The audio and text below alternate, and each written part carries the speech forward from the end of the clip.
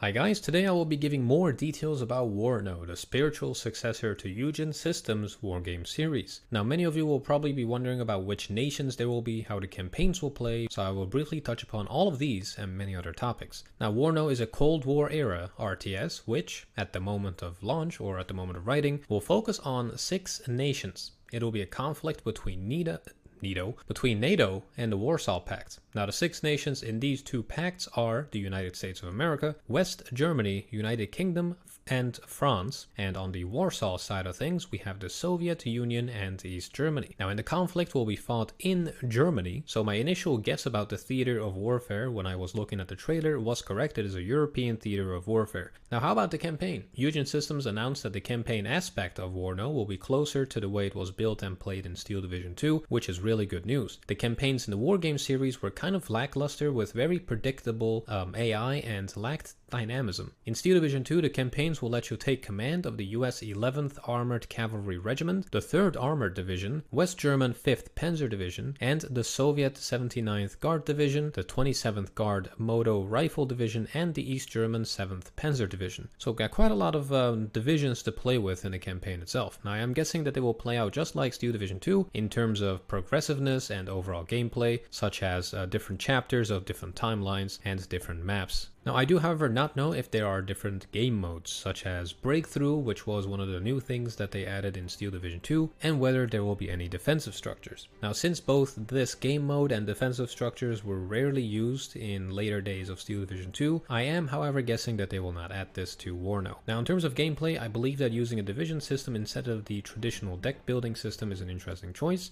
and not in a bad way at all. Now we will have to wait and see how it is when we get our hands on the game later this month. Now there will be off-map fire missions. Now many people have been discussing the game with the community manager of Eugen Systems, and there are some interesting answers. One person asked whether other nations will be added to the game, such as Yugoslavia or Italy. Now Matt replied with, "It isn't planned for now, but maybe after we are done with Germany." So this makes me believe that Germany will either receive more units or more divisions, and this could be true for the other nations as well throughout development. Another very good question was surrounding prototype units, which we are so familiar with in Wargame Red Dragon. Matt replied that there will be no fantasy prototype units. The game is set in 1989 with a March to War from 1987. So there will be some late Cold War units that are more represented than real life 1988, but there won't be any unicorn units, meaning crazy prototypes. As I have mentioned before in a previous video, the game will have improved AI, a line of sight tool, and adjustable rules of engagement that made Steel Division 2 really stand out. I will discuss these further when we have our hands on the game itself, and I will also be making tons of tutorials. So please do like this video and subscribe for more WARNO news.